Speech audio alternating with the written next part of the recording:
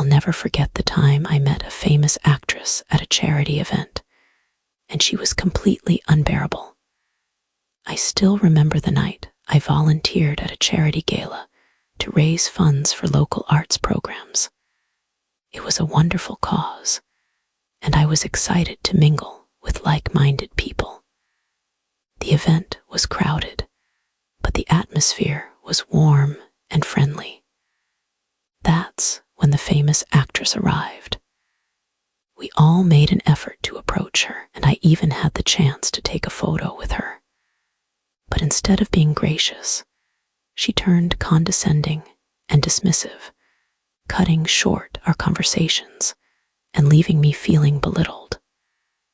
It was a stark contrast to the kindness and generosity that the event embodied, and it left a lasting impression on me. I remember it like it was yesterday. We were all waiting for the actress to arrive at this charity gala, and when she finally showed up, I was excited to meet her. I had been a huge fan of her work for years, and I thought, okay, this is going to be a great opportunity. But as soon as she got to the table, she started talking down to everyone. She wouldn't even look us in the eye, just kept talking at us like we were children. And then she had the nerve to ask someone how long they'd been waiting for her to arrive, like it was our problem that she was running late. I was taken aback by her condescending tone, and I couldn't believe how she was treating all these people who were there to support a good cause. It was truly astonishing. The worst part was that she didn't even seem to care that she was taking up everyone's time. She just kept talking and talking, like we were nothing more than pawns in her game. One takeaway from that experience is that even in high-pressure situations, you can't lose your sense of decorum. You can disagree with someone or stand up for yourself without resorting to condescension or rudeness. You know, looking back on that night, I realized that what I found most disturbing about the actress's behavior wasn't just her condescension, but how she managed to make everyone around her feel like they were wasting her time.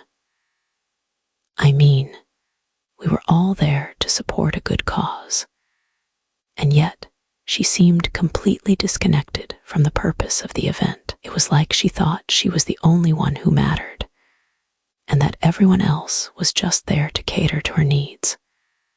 That got me thinking about how we often respond to difficult people in high-pressure situations.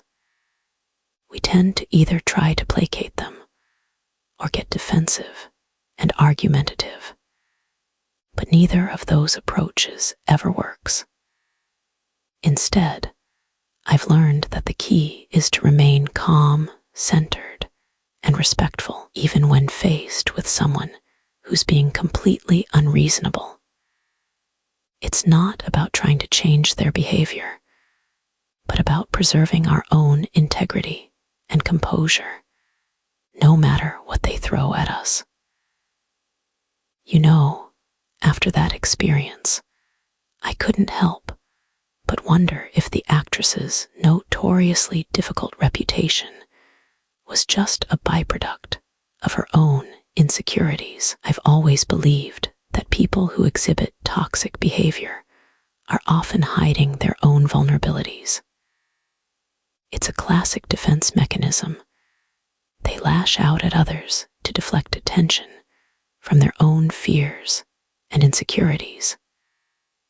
The actress's condescending tone, her blatant disregard for everyone's time, it all seems like a desperate attempt to assert control in a world where she might feel powerless. Her actions were a cry for help, a desperate attempt to prove to herself and others that she's still relevant. It's a tragic cycle of self-justification that can be incredibly damaging to those around her.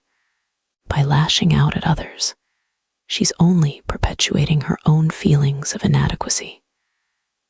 It's a vicious cycle that can be incredibly challenging to break, and I couldn't help but feel sorry for her in that moment. She's a talented actress, but her behavior is a shame, and I hope she can find a way to break free from it. After that experience, I've had a few more run-ins with celebrities, but I've learned to approach them with a healthy dose of skepticism.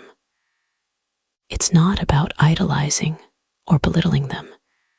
It's about being present in the moment and not taking things too personally. Now, I've adopted a grace under fire approach, always remembering that their behavior reflects on themselves, not me. If you've had similar experiences, share them in the comments below.